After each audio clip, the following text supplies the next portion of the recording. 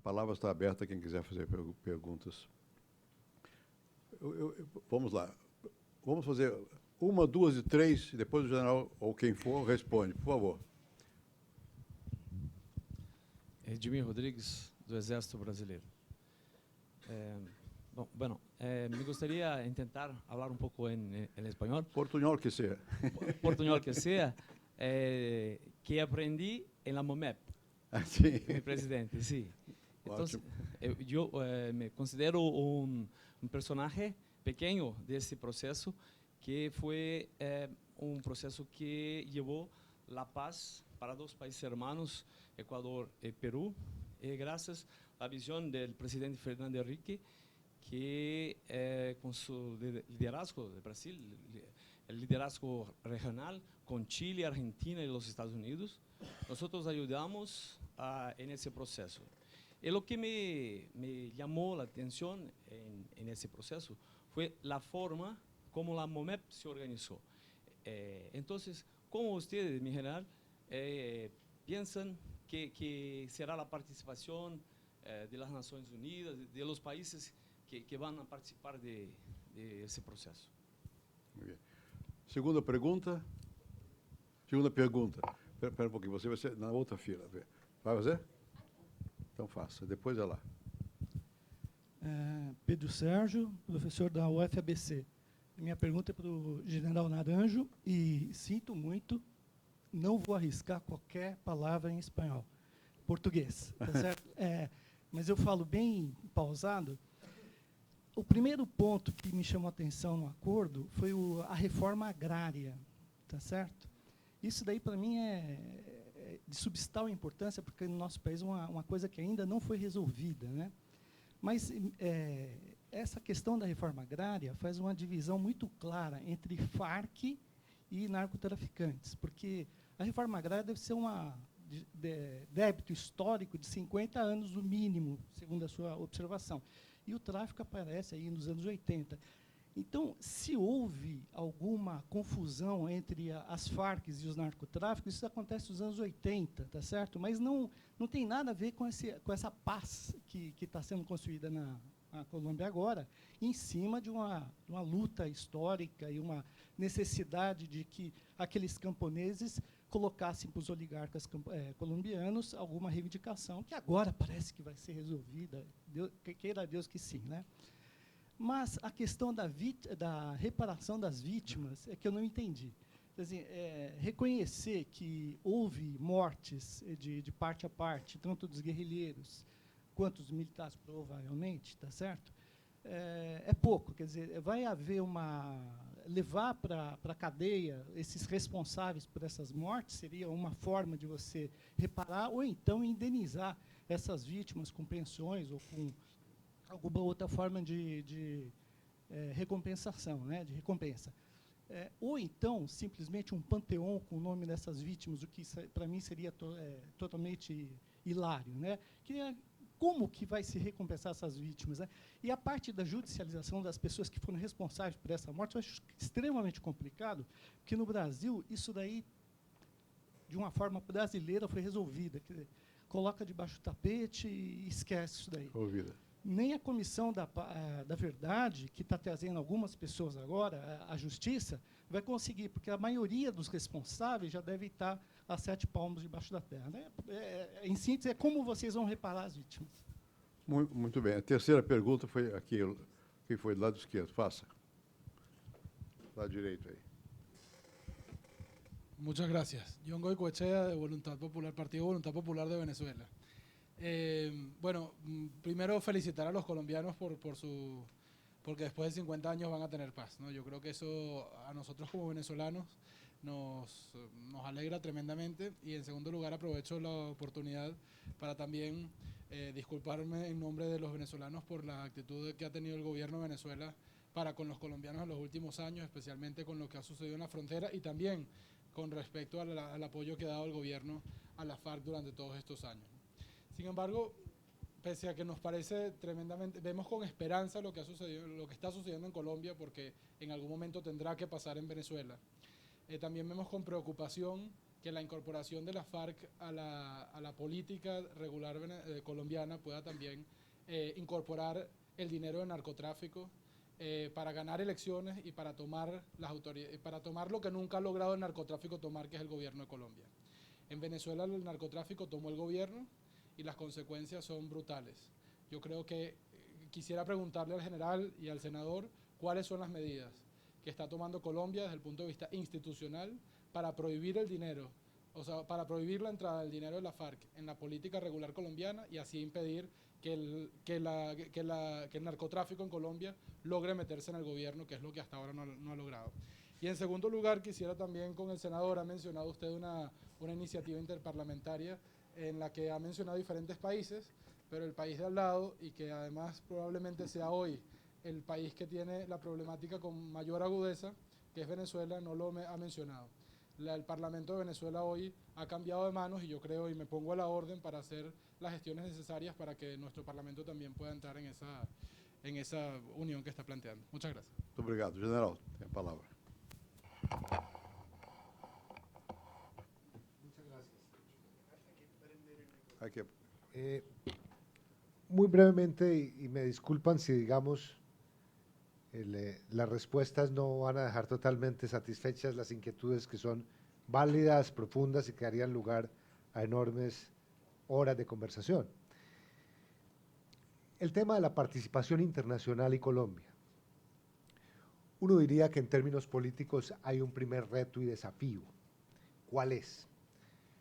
Una sociedad, un Estado que ha enfrentado durante años a esa doble amenaza, de un lado alzados en armas y carteles de la droga, terminó reduciendo su narrativa de política exterior a esos dos problemas. Por lo tanto, el primer reto y desafío es repensar cuál va a ser la narrativa de la Colombia para el postconflicto. Y ahí, digamos, me atrevo a mencionar esto.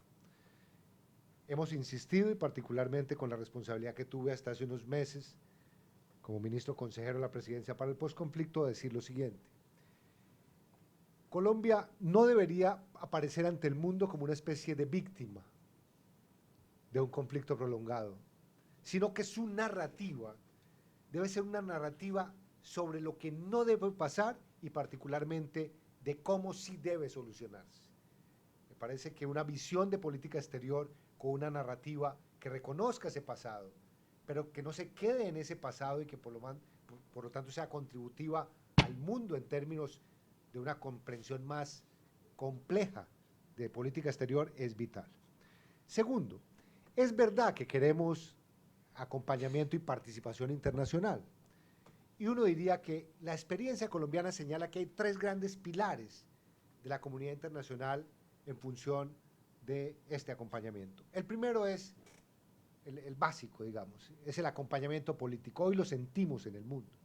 La declaración política alrededor de Colombia y del apoyo a Colombia nos lleva a la frase, digamos, milenaria de que la palabra crea realidad, y tener la palabra de las naciones, de la comunidad de naciones en apoyo, hace que el apoyo se materialice. Segundo, es verdad que cuando se habla de ese apoyo tiene que traducirse en cooperación internacional. Y uno diría que la cooperación internacional desdobla facetas donde esa comunidad de países amigos puede ayudar. Yo diría que hay una fundamental. La gente piensa normalmente en recursos y en presupuestos y en donativos. Yo diría que eso es importante, pero que no es lo más importante. Lo más importante es la transferencia de conocimiento para la formulación y la planeación de la política pública. Es decir, las experiencias que transfieren conocimiento de otros países de la comunidad internacional son las que crean la plataforma para luego gastarse el presupuesto, y por lo tanto una cercanía en transferencia de ese conocimiento resulta crítica. Segundo, es verdad que se necesita presupuesto y por lo tanto el gobierno colombiano se ha anticipado al diseño de una especie de sistema multifondos para el posconflicto, donde es evidente que sale al mundo a decir, mire, Colombia pone fin al conflicto en este contexto, quiere superar el problema de las drogas, está liderando como lo está liderando en la comunidad internacional la discusión sobre el cambio climático y está poniendo fin a ese conflicto con las FARC en esos territorios que son reserva estratégica para el mundo. Señores, aquí, perdónenme esta expresión muy colombiana, latinoamericana también, aquí está el sombrero, quien quiera participar con fondos para que nuestro bosque, entendido como una reserva para la humanidad, se proteja y se fortalezca, ahí estamos. Fondos multinacionales, fondos además de donantes individuales y en todo caso, fondos que no signifiquen que Colombia releva su responsabilidad en la asignación del presupuesto para construir la paz. Y por otro lado, yo diría que hay un tema vital que está consignado en el punto 6 de la agenda. Queremos dar garantía y certeza de que vamos a cumplir los acuerdos. Y en esa garantía y certeza la comunidad internacional tiene abierto el espacio, lo detallaremos en La Habana, para acompañar el cumplimiento de los acuerdos en los mejores términos. ¿Qué duda cabe? Que aún poniendo fin al conflicto, el acuerdo enfrentará lo que en la literatura de los conflictos se llaman las disputas posacuerdo. Y en esas disputas la comunidad internacional juega un papel fundamental para solucionar los problemas. Tema, digamos, que se ha denominado agrario y que yo ampliaría un poco el espectro. No hablamos en La Habana exclusivamente de la reforma agraria y le dimos ese enfoque. Hablamos de una reforma integral del sector rural. Es decir, nuestra comprensión sobre el mundo de la ruralidad incluye el tema agropecuario, pero no solamente el tema agropecuario.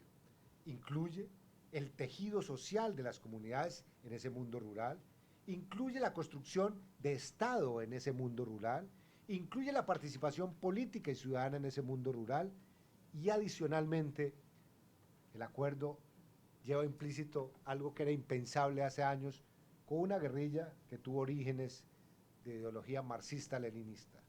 El acuerdo reconoce que es posible hacer compatibles los principios de economía campesina rural con principios de competitividad agroindustrial.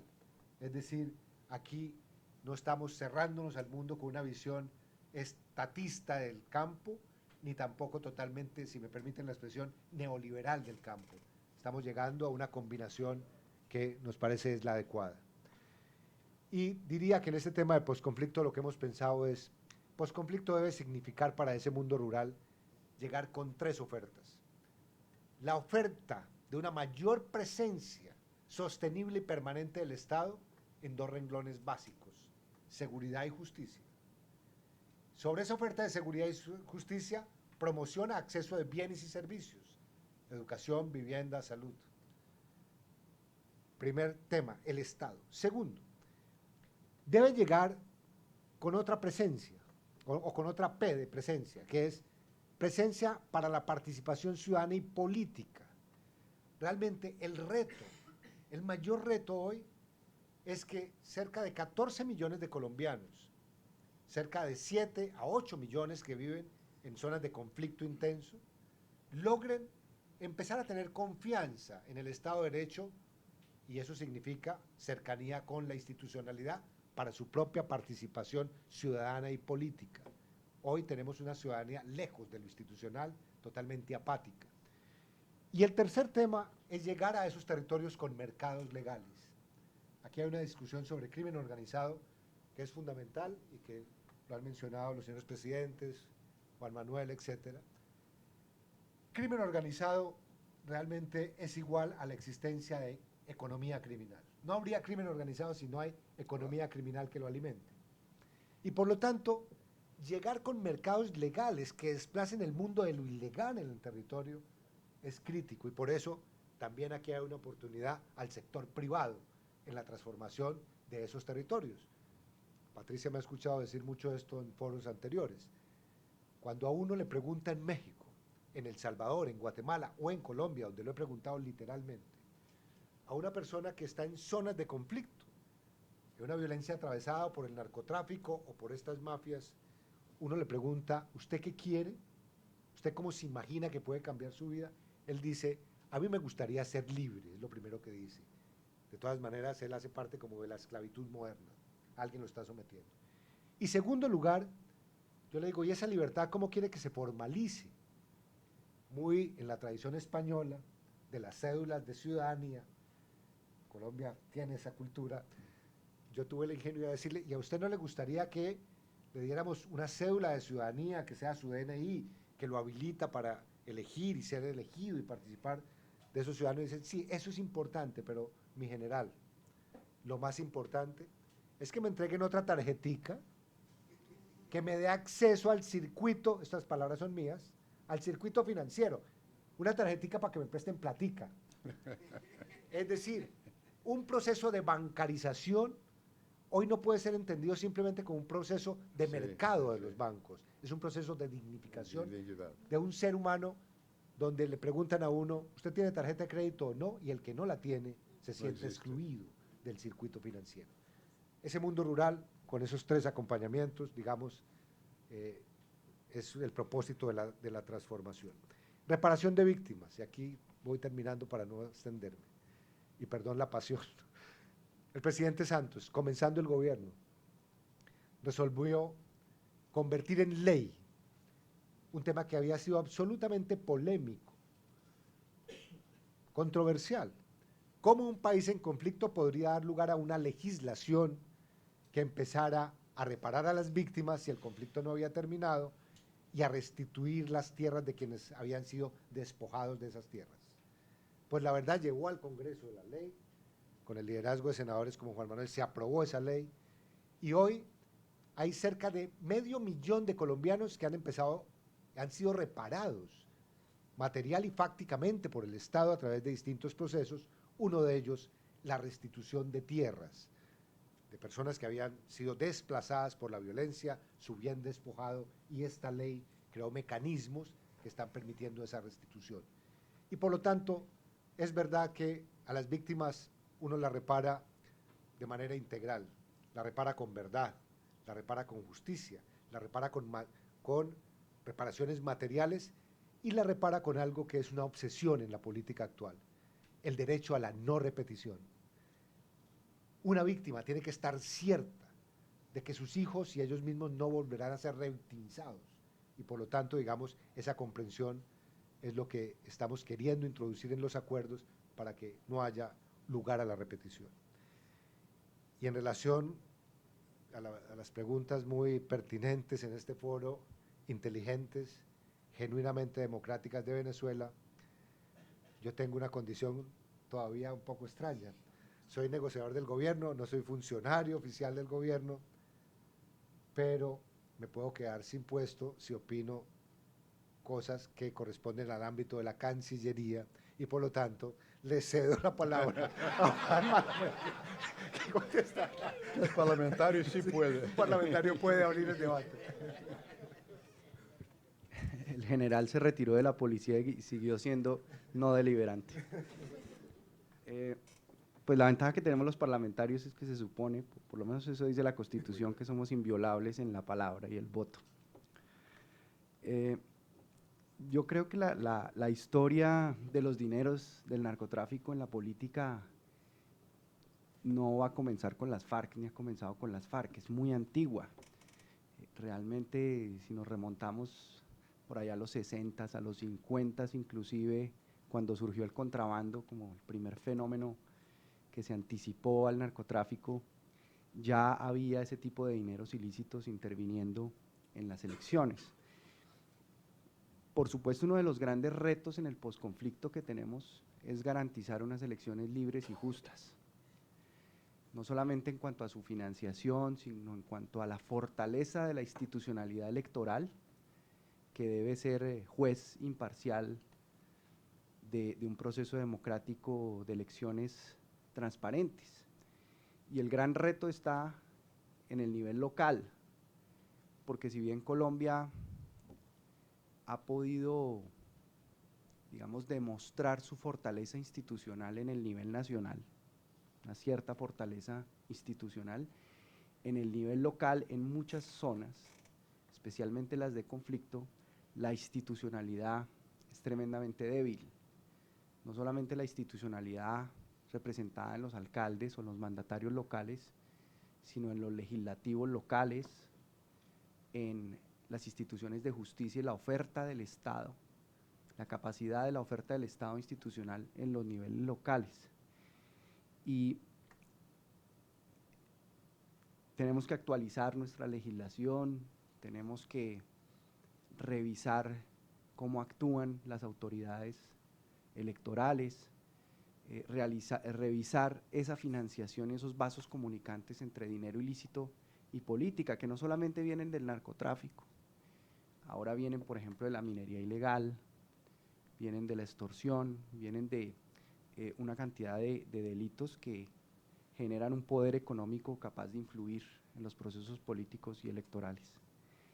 Y ya para terminar, sobre la red parlamentaria, los venezolanos absolutamente bienvenidos y amigos para integrar esa red, como vamos a buscar que logremos un demócrata y un republicano también en el Congreso de Estados Unidos para participar de la red. Bom, vamos fazer a última rodada de perguntas. Aquela senhora tinha pedido primeiro, 1, 2, 3, 4, 5. As últimas 6 serão 5.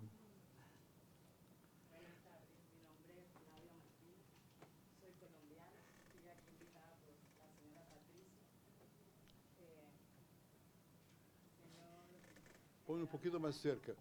O microfone mais cerca.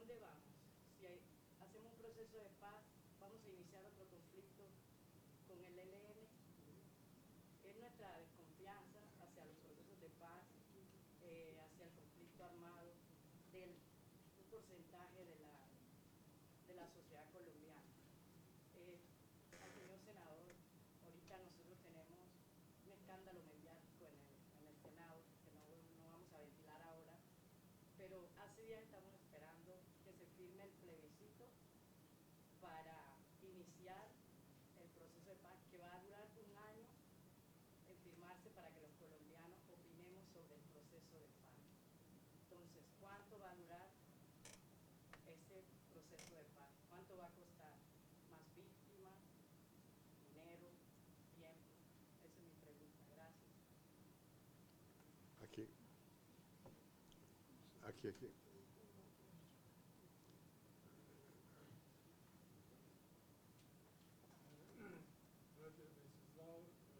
Jornalista internacional. A minha pergunta é o seguinte: o senhor, general, o senhor falou de fazer justiça, e eu me pergunto, no processo de fazer justiça, será possível que haja uma amnistia geral depois dos acordos? Já foi? Já quer? Bom, meu nome é Ivete Belfort Matos, sou presidente de uma ONG de paz há mais de 10 anos. E, em primeiro lugar, queria agradecer. Vou falar em espanhol, que pensei que é mais simples. Queria agradecê-lo porque o tema de paz é muito importante. Eu penso que nós todos consideramos um tema fundamental em nossas vidas.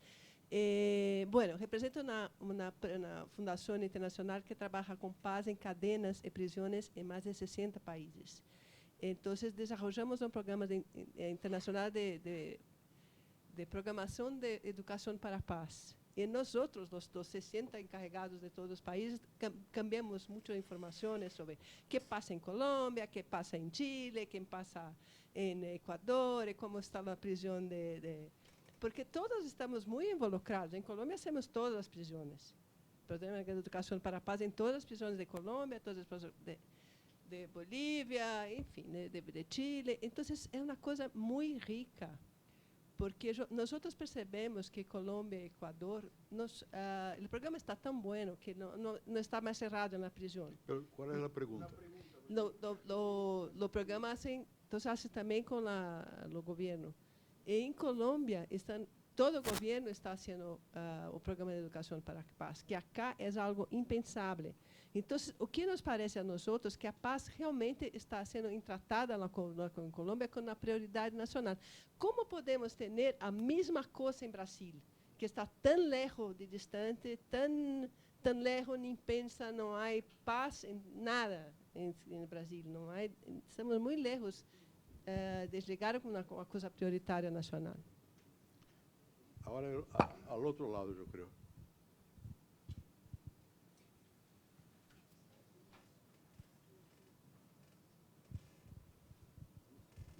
Gracias. Buenas tardes, yo soy David Morales, soy colombiano y soy profesor de Relaciones Internacionales de la Universidad UFABC, aquí en San Pablo. Y así yo vengo acompañando el proceso de paz desde que se inició, del punto de vista académico.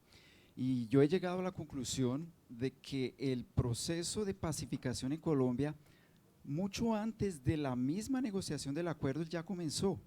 Y comenzó de una forma bastante digna, digamos así, y es el momento en el cual los dos lados deciden cooperar y trabajar por un bien común, y me estoy refiriendo al proceso de desminado.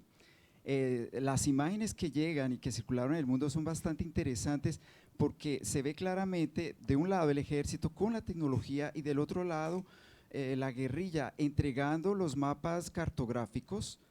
Entonces ahí viene mi pregunta, ¿cómo fue que se llegó a ese proceso de construcción de confianza mutua entre los dos lados? Porque una cosa es estar negociando en una mesa y otra muy diferente, tener la confianza uno del otro para poder materializar lo que se está negociando y lo que se va a firmar futuramente. Entonces, no sé, yo puedo estar, tal vez, no sé si es cierto mi posicionamiento, pero creo que la pacificación ya comenzó justamente a través de ese proceso de desminados, exactamente. Gracias.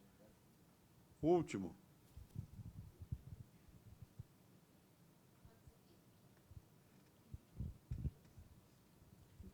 Buenas tardes, yo soy Juan Miguel Mora, soy colombiano y adoptado acá por Patricia Vilela como brasilero. Mi primera pregunta es para Óscar Naranjo, general, ¿qué va a extrañar de La Habana cuando se vaya? Y la segunda pregunta es para todos. Cuando se tiene que vender el no, es muy fácil porque se vende el miedo.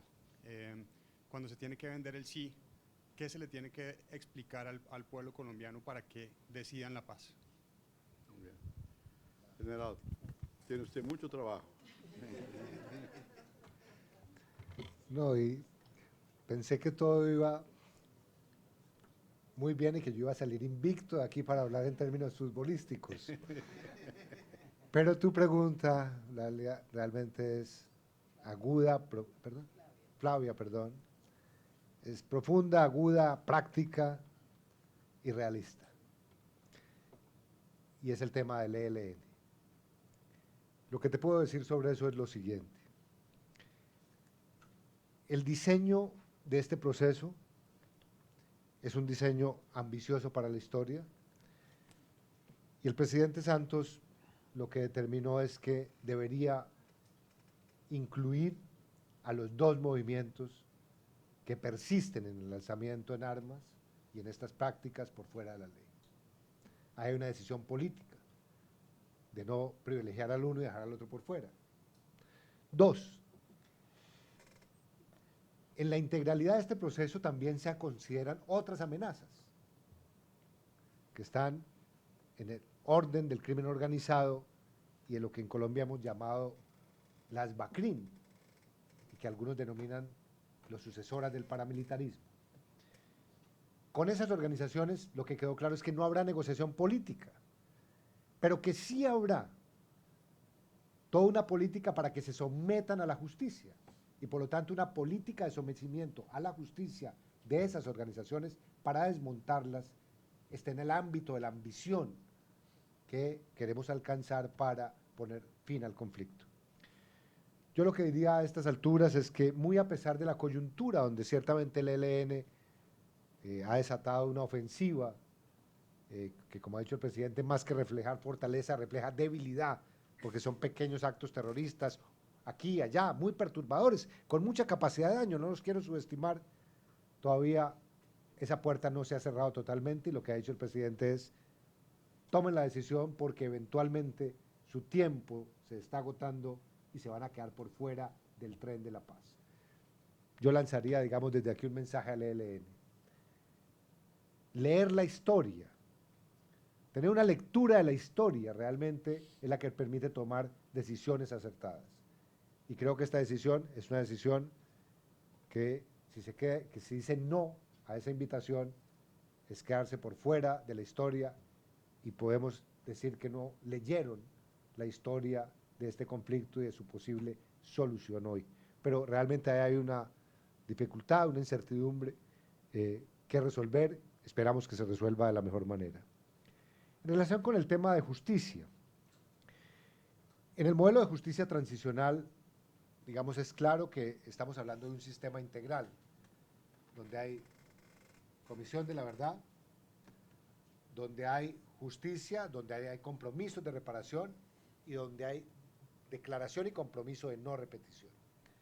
Primer elemento, estamos hablando de un sistema integral. Segundo tema, estamos hablando de una tipificación de delitos que están unos conectados con la rebelión, y hay una conexión con la rebelión, que serán tramitados a través de y definidos en una ley de amnistía que el Congreso abocará próximamente. Y estamos hablando de una categoría de delitos que no son amnistiables por mandato de estos estándares internacionales y en la propia legislación colombiana. Y estamos hablando, en el fondo de todo esto, de la identificación de lo que hoy se denomina como los máximos responsables de los crímenes más graves y de las infracciones más graves a los derechos humanos y al VIH. Es decir, uno podría decir que hay como dos niveles en esto.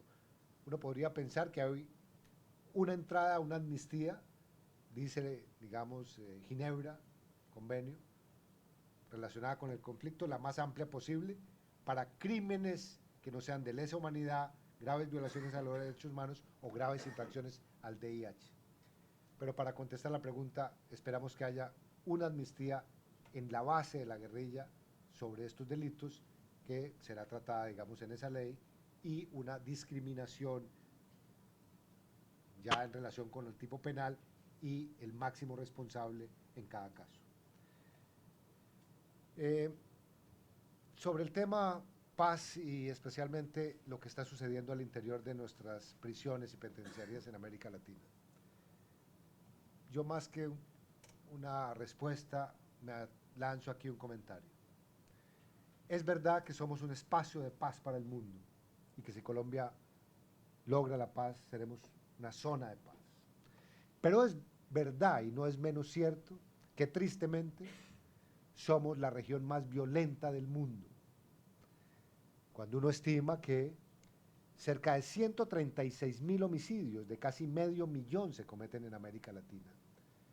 América Latina contribuye con el 34% de los homicidios del mundo, teniendo una población cercana al 8 o al 9% de la población mundial. Y por lo tanto, la paz tiene que traducirse en convivencia, y esa convivencia tiene que traducirse en la eliminación de la violencia, realmente, para que no entremos en un circuito, hoy yo digo, bastante ineficaz, y por algunos podría llamarse también perverso. América Latina tiene una de las tasas más altas de internos reclusos en prisión, y a pesar de tener esa tasa tan alta no resuelve su problema de criminalidad en las calles. Algo está pasando mal con todo nuestro aparato punitivo de investigación judicial, de juzgamiento, de sanción y de rehabilitación. El trabajo que ustedes, digamos, están haciendo, la verdad, yo lo felicito, quisiera estimularlo y decirle que si podemos multiplicar su voz para que llegue al resto de América Latina con fuerza, lo haremos, porque realmente más allá de este proceso, etcétera, yo francamente creo que un sistema penitenciario latinoamericano que ofrece estos resultados hay que realmente no solamente repensarlo, sino rehacerlo. Si el 68% en promedio en América Latina de los reclusos y de los internos que han pagado pena y sanción son reincidentes con el delito, es que ese sistema no está sirviendo para nada. Es decir, ¿de qué vale tener tanta gente de manera intramural detrás de unos barrotes si cuando sale a delinquir? Algo está fallando ya. Y la otra pregunta de fondo es, ¿a quiénes tenemos en las cárceles? Porque si uno tiene la tasa más alta de reclusos, o una de las más altas en el mundo, y el delito no cede, es que usted no está metiendo a la cárcel al que toca. Perdón la simpleza de la expresión. Lo primero que habría que averiguar es a quiénes estamos encarcelando. Buena parte de la respuesta está en los consumidores o portadores de pequeñas dosis de droga en las calles, pero hay otros que también están allá y que uno dice, ¿por qué están allá? ¿Y dónde están los que deberían estar en las cárceles? Y termino diciendo, en la práctica para un ciudadano, paz es convivencia. Paz es convivencia, y convivencia es respeto y acatamiento por la ley, fundamentalmente, y aceptación de la política como el centro de encuentro de las diferencias. Allá, digamos, tenemos que movilizar a toda la sociedad. Ya me perdí aquí un poco. Medidas de construcción de confianza. Este proceso, digamos, es un proceso singular. Y es un proceso que empieza a dar dividendos antes de la firma. Y la verdad, estaba programado que a medida que fuéramos avanzando en confianza con ese interlocutor, con las FARC ya como contraparte, trataríamos de poner en marcha procesos de construcción de confianza que significaran para los ciudadanos que la paz sí trae dividendos. Y ver, como nos ha mencionado aquí Daniel, que un militar está al lado de un guerrillero, desminando y descontaminando un territorio de esas minas antipersonas, realmente es una fotografía, yo diría histórica, pero además muy motivadora para lo que viene. ¿Y qué es lo que viene? Con esto, digamos, cierro esta respuesta. Después de este conflicto, tristemente Colombia será el segundo país más minado del mundo, después de Afganistán. Las minas instaladas en el territorio de 1997 a hoy han dejado 11.000 víctimas, muchas de ellas mortales, y una inmensa mayoría con mutilaciones irreparables, que incluyen no solamente a militares y policías, sino también a civiles, y particularmente a niños. El reto por el desminado es enorme. Y Juan Miguel, ¿qué hacer, digamos, para que una sociedad, en vez de seguirle haciendo eco al miedo como movilizador político, diga sí? Lo que implica es reconocer que el conflicto y la guerra se acabaron como elemento controversial en la política. Cuando una nación, una sociedad está amenazada, la política gira alrededor de la movilización del miedo. ¿Cómo canalizo yo el miedo para producir votos y poner en marcha proyectos y procesos? Y eso es válido, pero es válido si la amenaza está ahí al frente. Lo que no tiene sentido es mantener el miedo como el movilizador político si hay un acuerdo de paz.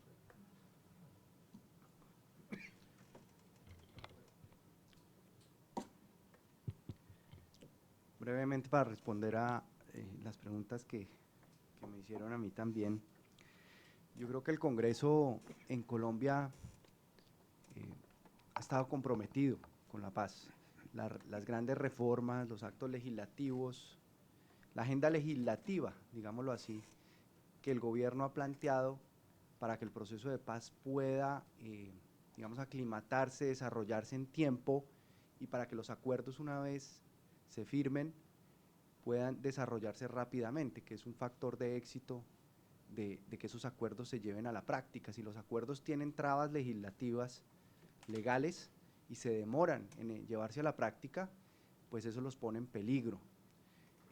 Obviamente, pues hay otro actor en Colombia, tú sabes, que es la Corte Constitucional, que confiamos pues también le dé vía libre a toda esta legislación que estamos aprobando en materia constitucional y legal. Pero para ir a otro aspecto que yo entendí de tu pregunta, muchos académicos hablan de que en la democracia en general en el mundo el eslabón perdido son los partidos políticos. Y yo creo que en Colombia los partidos políticos siguen siendo un eslabón perdido de la democracia y de la paz. Y las aventuras populistas que hemos visto en algunos países hermanos de Latinoamérica y en el mundo se deben precisamente a ese vacío y esa debilidad, esa fragilidad y esa incapacidad de los partidos políticos para reformarse, para modernizarse y para realmente ser intérpretes de la demanda política de los ciudadanos. Entonces, si queremos protegernos hacia el futuro frente a esas aventuras populistas peligrosas, antipolíticas, antidemocráticas, tenemos que trabajar con prioridad a los partidos políticos. ¿Cómo vender el sí y no el no? Yo creo que la paz en ningún momento es ausencia de conflicto, pero sí es ponerse de acuerdo en estar en conflicto pacíficamente, sin armas. Y creo que si le decimos sí a la paz y retiramos las armas de un actor como las FARC, que ha actuado en el narcotráfico, que ha actuado sembrando minas, que ha reclutado niños, que ha abusado de las mujeres, que ha extorsionado, que ha hecho minería ilegal, que ha destruido el medio ambiente, yo creo que eso ya prácticamente es suficiente para que la gente entienda que el sí es el camino apropiado a seguir y que el supuesto conflicto que han querido algunos plantear entre justicia y paz, es decir, que no es posible tener paz porque vamos a sacrificar la justicia, o que para tener justicia pues es difícil tener paz porque los actores armados no van a aceptar condiciones de justicia. Yo creo que la manera de resolver ese conflicto es a través de la verdad, porque bien dicen la frase de cajón de que en una guerra la primera sacrificada es la verdad, pues en un proceso de paz y de reconciliación la primera que hay que rescatar es la verdad. Muito bem.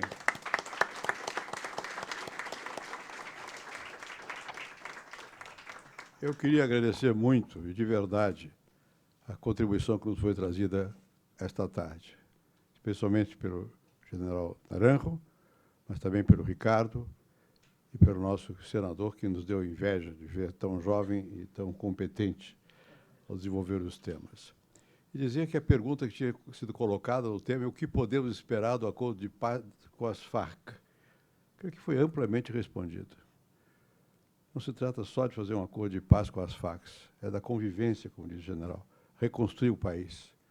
Isso vale para todos os países da América Latina, não só para a Colômbia. E reconstruir o país num sentimento e numa cultura de respeito democrática, que respeite a justiça, a verdade. Eu acho que nós aprendemos muito e raramente eu vi aqui, nessa sala, alguém com tal capacidade dispositiva, com tal presença no escolher as palavras e com tanto conhecimento específico como o general Naranjo. Agradeço muitíssimo. Muito obrigado.